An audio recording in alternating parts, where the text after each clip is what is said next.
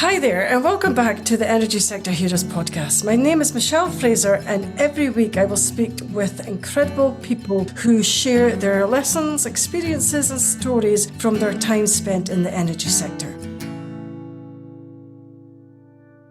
Hi there, and welcome back again to this week's episode. If you're new to the show, then please take a second to subscribe and even consider sharing the show with just one other person. This week, I am joined by David Linsley. David, would you like to introduce yourself, please?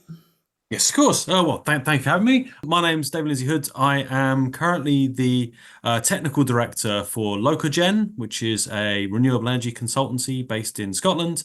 I have been in renewables industry for best part of 20 years now. Okay, so how did you get started in the energy sector? Well, many years ago, I actually went to university and did a geotechnical engineering degree because at the time I had absolutely no idea what I wanted to do.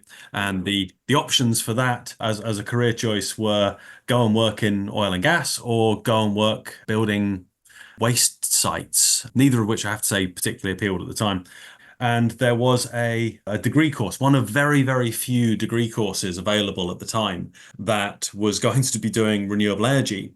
And they closed it. It was a master's course. So I applied to be on that, and they didn't get enough people, which tells how long ago this was. So, but I got a bit frustrated because that did sound like the kind of thing that I wanted to do. So, and I couldn't really find any other opportunities. So I decided to go away and see what training I could get sort of on the job, working with people that were building renewable energy systems to gain that practical experience that I really wasn't going to get, or the sort of theoretical understanding I was going to get from a course in the UK. So I went abroad and I did a couple of years worth of intermediate technology works. So basically helping on rural electrification projects, which was interesting. And that led through to a whole series of different jobs that I've had over the years, working both in installations, in design, in lecturing, and then as a consultant. Okay. It sounds like you've had an amazing career, actually. So you must have went abroad quite young. Did you find that difficult? No, but at that age, you believe you're bulletproof, so it never really you didn't really think anything of it. And I think I wanted to travel. I was desperate to get abroad. So actually, that was part of the appeal.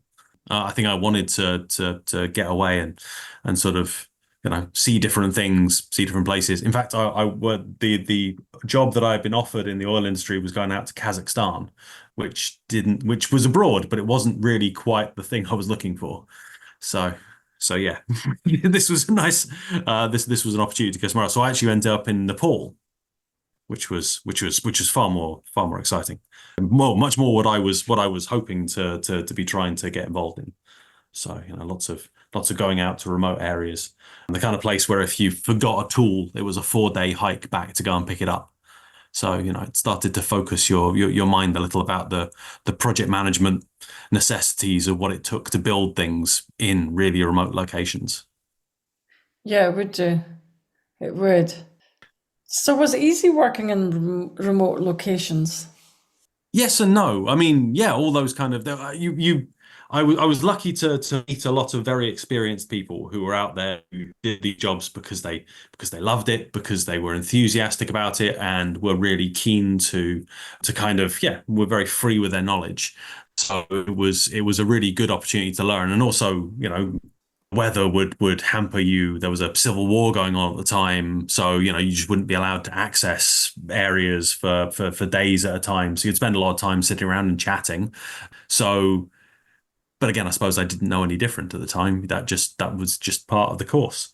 So looking back, yeah, it seems the kind of things we were doing were crazy, but at the time they just seemed perfectly normal because I don't think I knew any better. Okay, so you must have had plenty of experienced people and mentors around you. What was the most important thing that you learned from them?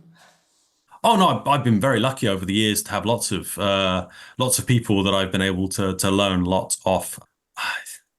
What's the most important thing I've learned from them? If I look back, every single one of them, I think, or most of them, were able to they had a beautifully relaxed way of dealing with things. Maybe it was just the industry and the people that I was dealing with, but that ability to step back from a problem and not be dragged into that sort of immediate existential sense of panic when things don't go right.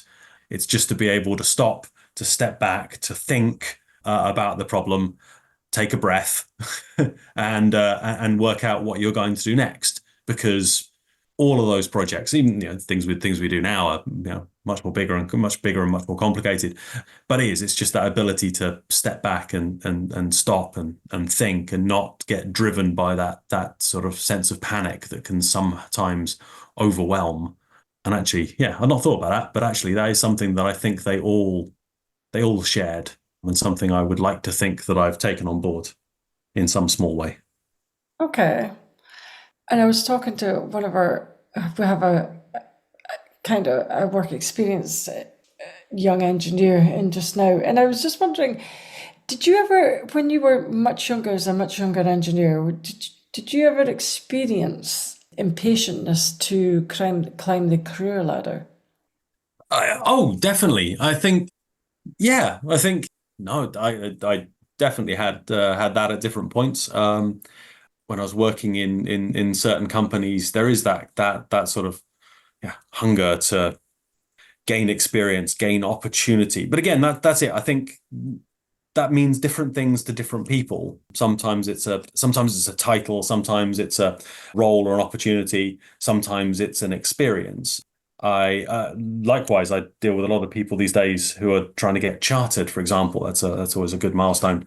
And I do technical reviews of chartership applications. And again, speaking to a lot of people who are trying to go through that process, it is a lot of it is sort of, oh, but I've done this once. I've done it now. I want to go on, get the recognition for it. But until you've done something a number of times, you haven't really seen it for all the different ways that it can go wrong. And I think people underestimate, that level of experience, that opportunity to gain learning, as well as just the title or something that comes with having done it once. Um, but I've been there, I've done it. I know what that's like. I do remember that. I still get it now, I suppose, that frustration. Yeah, it is something I think that everybody probably gets at some point in time. So I think so too. But is it important? Is it important for the budding younger engineer to take their time and learn their trade before progressing too quickly? I, yes, and yes or no. The sort of typical answer is absolutely, but I don't know. I've had the opportunity to work in very small companies and very large companies, very large, organizations. And one of the defining features about small organizations is that they have less people and everybody is required to step up and do things faster.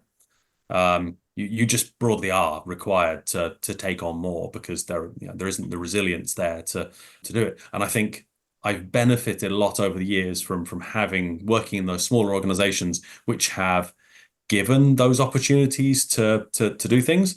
But what it lacks and what you do miss is sometimes having people around you with with that experience and knowledge. You're there learning it all and you're doing it, and that's great.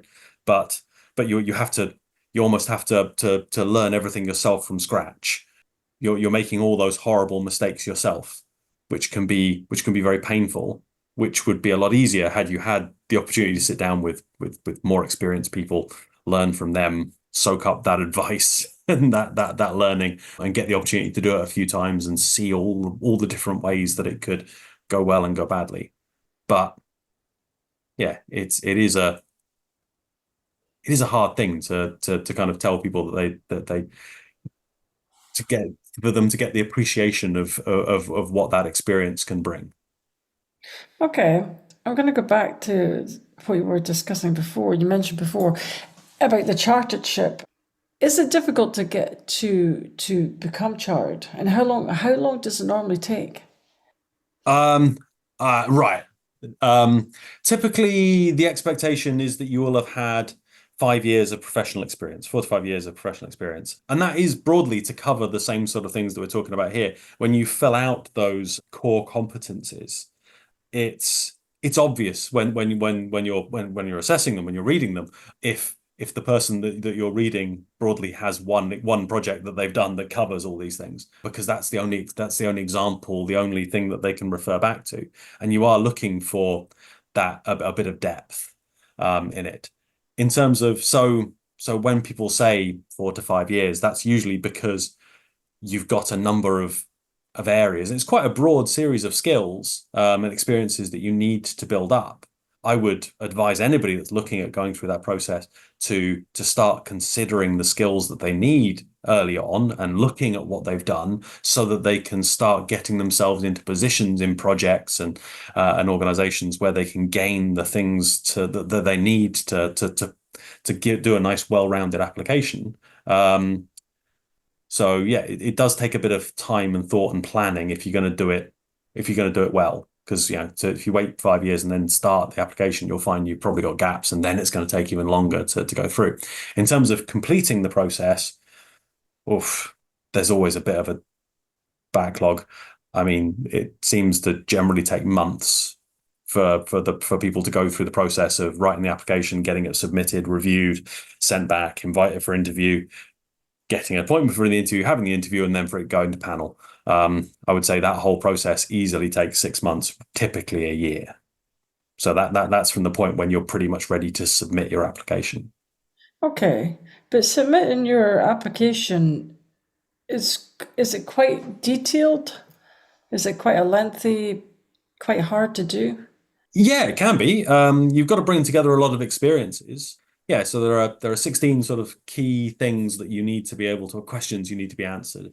And each one of those, the answers can be a few hundred words. I mean, it's not uncommon for an application that some people send in to be, 40, 60 pages with all that information pulled together. I've seen ones that are hundreds, but they've probably over-egged it slightly. But yeah, it's not an insignificant piece of work. Okay, but it can take quite a long time to fill it in, though. Oh, yeah. No. Best done in when I did mine.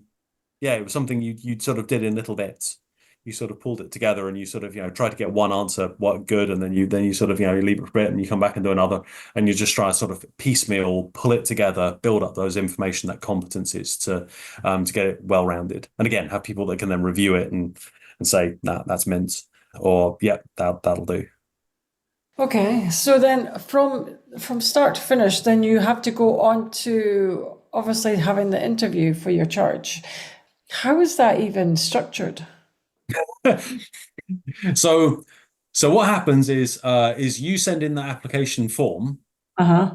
the sort of the document, your competence document, and that's reviewed by two people. They will assess it to understand if you've answered, be able to state that well, and on balance they will decide whether you have met the requirements or not. But they will have, if they've suggested that your application is to proceed, then they will highlight areas that need further investigation, further questioning, further sort of, the opportunity to expand and provide more detail. So the interviewers will get the feedback on the first application, on the first sort of review, and yeah, they will be given a series of things that are highlighted that would warrant asking questions about. So broadly, you could be quizzed on anything that you've put in that document, either because the answer you gave wasn't quite as detailed enough, or because the interviewers want to ensure that you truly understand the thing that you've written or the context of it. So I've not had two interviews that come out the same. They go in a different direction every time. It's very much dependent on the applicant and the documentation they provided, and how that goes. Okay. Because how long typically does the interview last for? Hour and a half. I think we allow an hour and a half. So it's an hour, and then there's a little gap, and then we come back, and there's opportunity for both sides to ask additional questions or put across any points that you think you want to make, things that you've thought about and thought that you've actually come up with a better answer. It's like you give somebody an answer to something, and then you go and reflect for a few minutes, and you think, God, if only I had the opportunity to say that slightly better. So yes, we try to give people that opportunity because we're not trying to catch everybody out. We're trying to give people the opportunity to present themselves in their best possible light. Okay, so is it quite hard to become chartered then? Not if you have understood the competencies and you've done a few years of good professional practice. I would say in that regard, no. But it's a yeah, it's a reasonable hurdle to reach, but one that anybody that's working in the industry for a period of time should be able to achieve. I agree. There's not many, I've not come across many chartered engineers actually. Okay. Not many. Not many in the industry. I should have maybe started with this question. What is, first actually, what is a chartered engineer and how does it differ from the competencies of maybe an engineer that is not chartered? So certain industries, like if you're a doctor or a lawyer, you are those are, yeah, I suppose, designated titles. You can't call yourself a one unless you've been qualified with a particular degree, piece of paper, certification. Engineering doesn't have that. There are lots of engineering degrees out there. So those charterships are they're the closest thing the engineering industry has to sort of a defined professional standard. You're being assessed by your peers to demonstrate that you are working at and have the skills and competencies of a professional engineer, and it's both on your academic and also your professional competencies.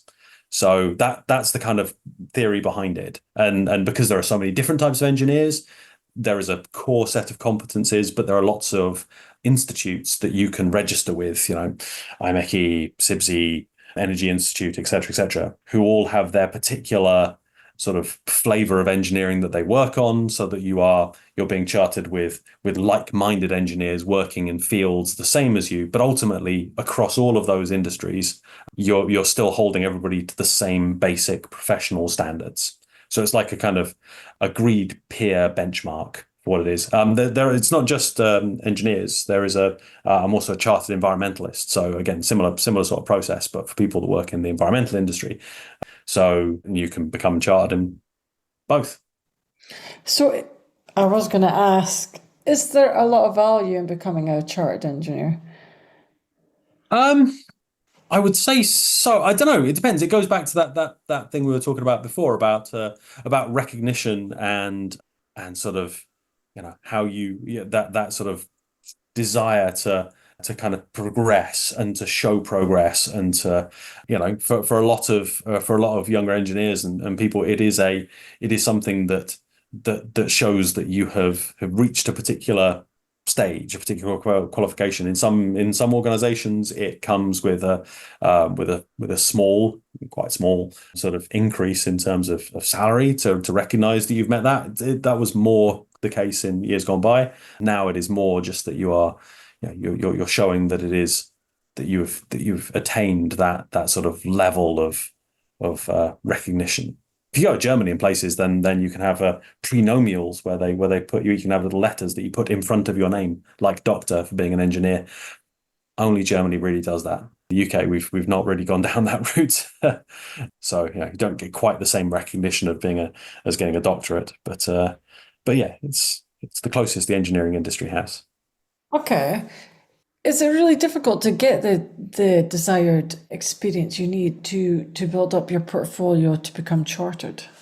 It can be. One of the biggest complications is to do with the diversity of projects. If you're doing in a job where you're doing the same things again and again and again, you could be really good at the thing that you do, but you might not be able to gain the additional that broad range of skills and experience that you need, like managing budgets or managing people or health and safety, or there may be specific reasons why that's quite a challenge, and that has been a problem for some people to reach that, is that they are either stuck or have chosen to be in roles where they do quite a narrow, defined activity a lot, and that CM as well, those competencies are a bit broader.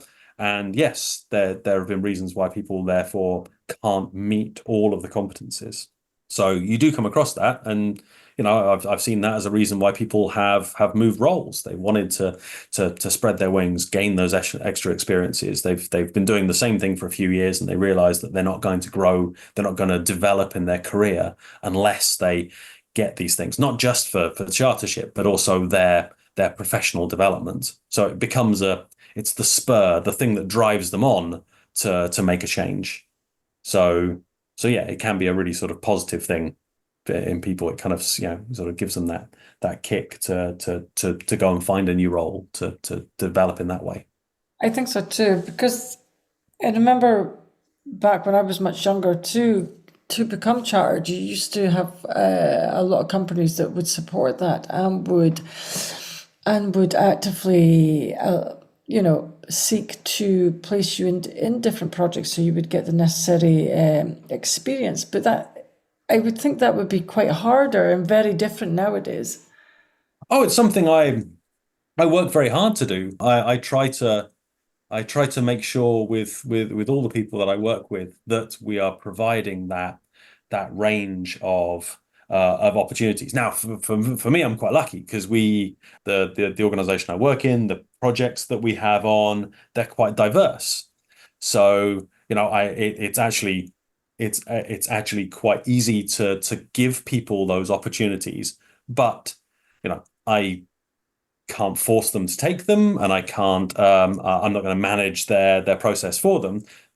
People have to sort of be looking at the gaps that they have, and sort of coming back saying, I've realized that I need to do this to be able to complete this, or I think in my career I need this kind of step to grow, and we can help plan out to ensure that over a period of time they can gain those skills and experiences. But I'm quite lucky that we have a diverse portfolio of projects at a range of different stages. So I can offer that. I appreciate that's not always the case in some organizations. No, I do appreciate that. So, do you have any advice for any young engineers that want to start their application for chartership? Yeah, get started as soon as possible. Read the competencies, work out where your gaps are. Because yeah, it's never too early to start thinking about the kind of projects you want to get involved in and how you position yourself to gain those skills. And it does take time. Try to be a little bit patient.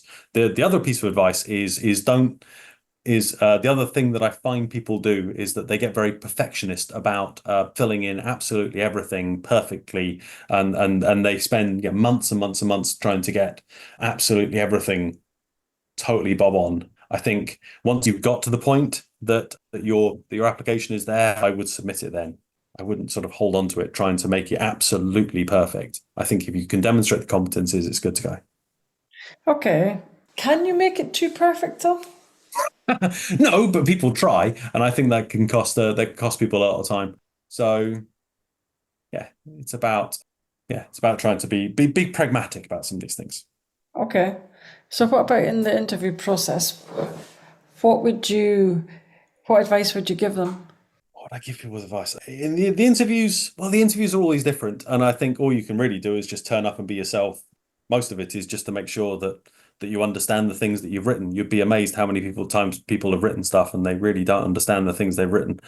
So, if you've done a good job of writing down your understanding of what you've been involved in, and you can make a good account of yourself, you'll be fine. Yeah, it is people that have rushed, or people that have stretched their experiences a little too far. They don't tend to stand up to a bit of gentle prodding. So yeah, but if you've genuinely done the things that you're talking about, and you understand what you did, then I don't think you should have any problems. Okay. You mentioned before that you used to or still do lecture. How long did you lecture for? And what classes did you do? I was a lecturer for 7 years, 6, 7 years on university courses, both on a renewable energy and a architecture masters, all focused on how renewable energy worked, both at utility and at building scale, community scale. At the time we were doing that, there were very few university courses that looked at that kind of systems. So that was fun. In parallel with that, I used to train electricians and plumbers on the actual installation of renewable energy systems. Again, some of the first courses that looked at training, the original City and Guilds and BPEC courses, because again, the understanding of what it took to practically install renewable energy systems was really quite low.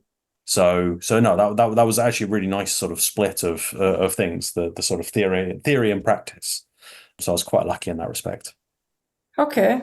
So, as an experienced lecturer, what kind of problems would you see the students facing? In terms of their career development or their understanding or I think so. Well, I would say maybe both, because I would never really think about how they would maybe find it difficult understanding the course. I mean, obviously you would, because it would be something new to them. But is do you find that the transition between school and university is quite different?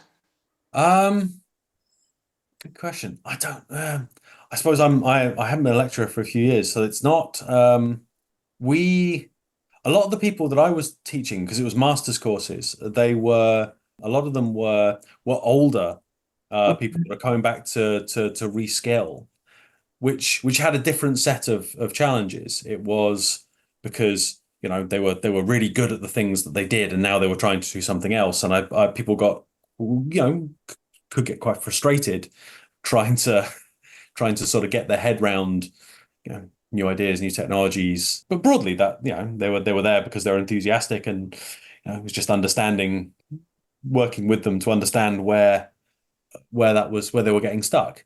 In terms of people that are coming, I think one of the big challenges I think I see with younger people that have gone straight from university and then straight into master's courses is trying to get that level of, it's how they gain that level of practical sort of delivery experience. Because when I'm reviewing graduate applications, that's one of the key things that everybody's looking for, is not just that theoretical understanding, but that practical experience. And to a certain extent, I probably value people with a degree and some sort of professional experience more highly than people with just good theoretical understanding. Now, and that doesn't have to be directly related. I think in the kind of industries, in the consultancy world that I'm in now, a lot of it is problem solving. So being able to demonstrate that you have good practical problem solving skills, you can think on your feet and you can adapt, is really valuable. So putting yourself in a place where you can demonstrate how you've worked. It doesn't have to be in the industry you're trying to move into, although that definitely helps. But trying to demonstrate those transferable skills that mean that you are going to be resilient when it means coming to work. Because yeah, my heart sinks when I've got to sort of train somebody from scratch on absolutely everything about turning up to an office through to, you know, dealing with something if something doesn't instantly go exactly as you've written.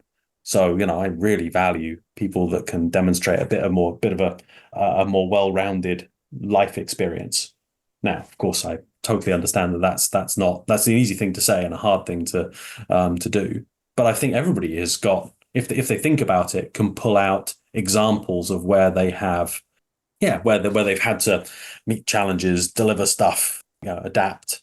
And I think it's being practical about how you make the most of that. And I think those are the people that I see that go quickest through some of these processes. Yeah. Does that help answer your question? It does. I was going to lead on with them. It is quite hard to troubleshoot though. It is. What advice would you give to the younger engineers on how to troubleshoot?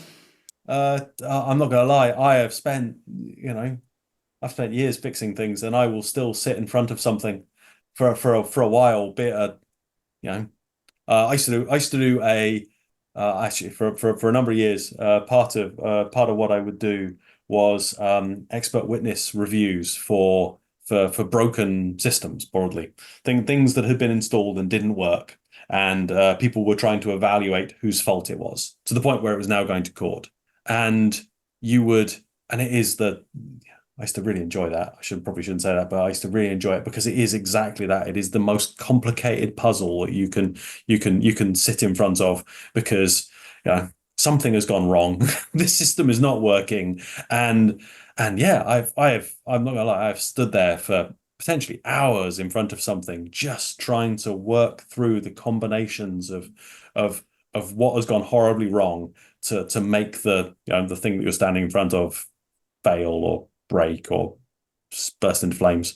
So yeah, yeah, I know that I am guilty of very quickly. You can very quickly jump to an assumption, and that's because we're all you're sort of people generally are sort of wired to make assumptions, to shortcut the process, and sometimes that's great. It's a nice sort of time-saving activity, but it does not always come up with the right answer. And I think the ability to stop and to take a breath and think about what the other causes, the other issues could be, just if nothing else, to validate to yourself that you have that first impression is right. It's a that takes practice. It really does take practice to be able to sort of give yourself the time to stop and think, because everybody wants to get everything done at a breakneck pace, and often your gut feel probably isn't far off. But if you're doing something or you need to get that answer right, you really want to give yourself the time to step back, and also to go and ask other people. The other thing that people are really bad at, in my experience, is stopping and asking someone else's perspective. Explain how you're thinking about this, and make sure that you've not missed something horribly obvious. I encourage everybody I work with to sort of get a second opinion on everything, not because I don't trust them, not in the slightest, but because everybody has different perspectives. Everybody has a different series of experiences and understandings and learnings. And actually, I'm amazed when I explain something to somebody, and the ways that they think it through. And I really enjoy that these days. Probably didn't when I was younger. I got frustrated that I was having to waste time asking other people's questions, but now I really appreciate it. That sort of just getting your head around how other people think, and the insight that provides, and also the learning, because I am wrong. I get things wrong. Everybody gets things wrong. So being able to accept that and learning. So, but yeah, it's a hard thing. Yeah. Sorry. Yeah, that's excellent advice. I'm going to ask you maybe one final question. Okay. If you could turn back time, what advice would you give to your younger self? God, what would I do? I really don't know. I don't know. I don't know what I would give to myself. You see, unfortunately, I know that if I gave myself advice that when I was younger, I probably wouldn't have listened to myself, which is a horrible and damning indictment, but it is true. I would like to think that I would like to give myself the advice to be more patient, and to take that little bit more time to enjoy the things I was doing at the time. I think it's been interesting talking to you about this, because actually thinking about what I have done, there were definitely times where I sort of rushed through things to try and grow and progress, and gain more experience and more opportunities. And yeah, there are things where I probably didn't stop and actually enjoy some of the things I was doing as much as I could have done. So I would like to think that I would do that. But that's it. I've had a good time doing what I've been doing. So I don't regret it too much. And yeah, no, I think that'd be good advice that I would probably have ignored. That's excellent. That's an excellent answer, actually. I'm glad you admitted that you would probably ignore it as well. Anyway, that's all the questions I have today. I would like to thank David for your time. That brings us to the end of another episode. Thanks for listening, and see you next week. That brings us to the end of another episode. Thanks for listening. If you enjoyed the show, I'd like to gently encourage you to leave a 5-star rating wherever you listen to podcasts and share the show with another person. You can also follow me on LinkedIn or via my website, www.michellefraserconsultancy.com. Thanks again for listening and see you next week.